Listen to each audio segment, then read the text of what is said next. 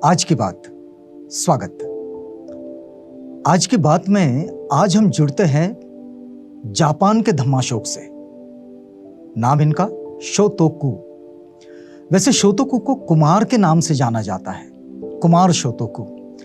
लेकिन आपको बताएं कि जिस तरह का हमारे यहाँ बौद्ध संस्कृति और बुद्ध धम्म, इसके इतिहास में, इसके विकास में, इसके प्रचार प्रसार में जैसे सम्राट अशोक का योगदान आता है और उनका जितना महत्व है उतना ही महत्व जापान में शोतोकु को दिया जाता है और सम्राट शोतोकु को जापान का धम्माशोक ही कहा जाता है। तो आज शोतोकु की इस जानकारी से जुड़ते हैं। आपको बता दें, बहुत सारे लोगों का ये प्रॉब्लम है और बहुत सारे लोगों की ये जिज्ञासा भी है। वो जानना चाहते हैं कि ये जो जानकारी हम आप तक पहुंचा रहे हैं ये किससे है। हम हर एपिसोड में इस बात को बताते हैं। शायद वे नहीं सुन पाते होंगे, लेकिन जब भी एक नई जानकारी को शुरू करते हैं तो ज़रूर ये बताते हैं। आपको बता देते हैं, ये जो जानकारी है ये संशोधन है भदंत डॉक्टर सावंगी मेधनकर जी का, और ये संशोधन उन्होंने इतिहास के पन्नों से, अलग अलग पुस्तकों से ये संशोधित कर ये लोगों के सामने रखा है। और एशिया में जितने भी बौद्ध सम्राट हुए हैं उन सम्राटों की एक सामान्य जानकारी लोगों तक पहुंचे, ये उद्देश्य उनका रहा है। और वही उसी उद्देश्य के साथ इस वक्त ये कार्यक्रम भी आपके पास आ रहा है। तो आइए, आज की बात में हम आपको जानकारी दे रहे हैं शोतोकु की। तो ये शोतोकु जो है, कुमार शोतोकु, ये जापान के धम्माशोक, इसका एक जो जानकारी है, इस जानकारी में जाने से पहले इसके आसपास की थोड़ी छोटी जानकारी आप तक पहुंचाना बड़ा ज़रूरी है कि जापान में, वैसे जापान को एक बौद्ध देश के रूप में जानते हैं लोग, लेकिन जापान में बुद्ध धम्म कैसे पहुंचा, इस बात को ज़रा समझना बहुत ज़रूरी है। लिखा गया है कि दक्षिण कोरिया में कुदारा से सेइमेई राजा ने 552 ईस्वी में अमात्य किमीमेह जापान के शासक के पास सक्कुबुत्सु, अरहतों की मूर्तियां, कुछ धर्म ग्रंथ भेंट स्वरूप भेजे और इस उपहार के साथ एक पत्र भी भेजा। वो पत्र इस प्रकार था।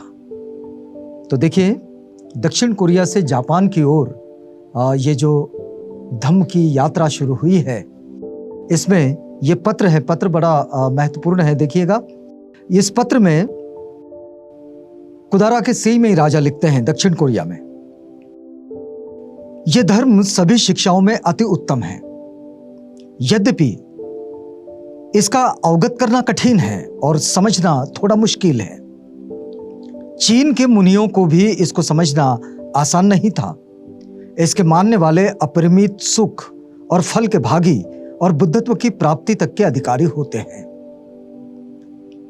3 महत्वपूर्ण बातें जो बुद्धिज्म की प्रैक्टिसिंग के साथ आती है।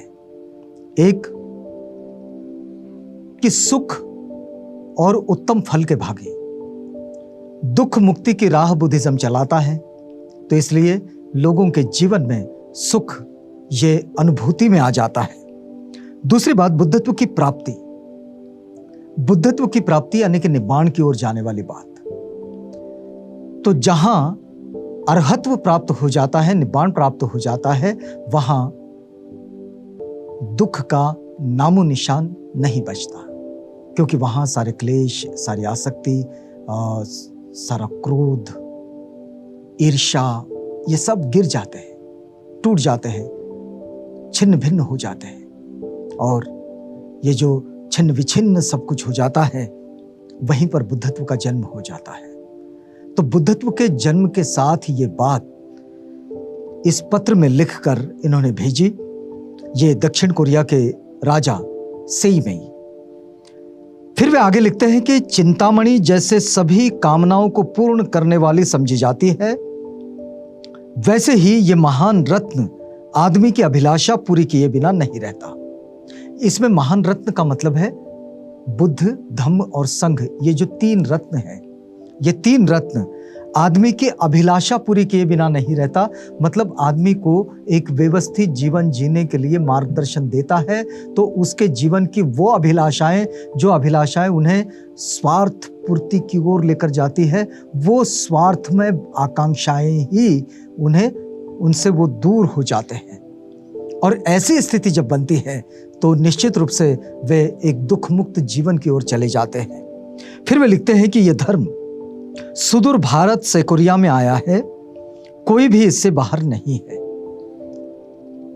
इस आशय का पत्र सी मेई राजा ने जापान के इन शासकों को भेजा और पत्र के साथ उत्कृष्ट कला के नमूने, भिक्षुओं की मूर्तियां तथा ग्रंथों को देख जापान के शासकों की आंखें खुली और इसके 200-250 वर्ष पूर्व से ही जापान ने कोरिया द्वारा चीन से संबंध स्थापित किया था। इससे पहले यह स्थिति जरूर बनी थी कि उन्होंने कोरिया के द्वारा चीन से संबंध स्थापित किया था जापान ने।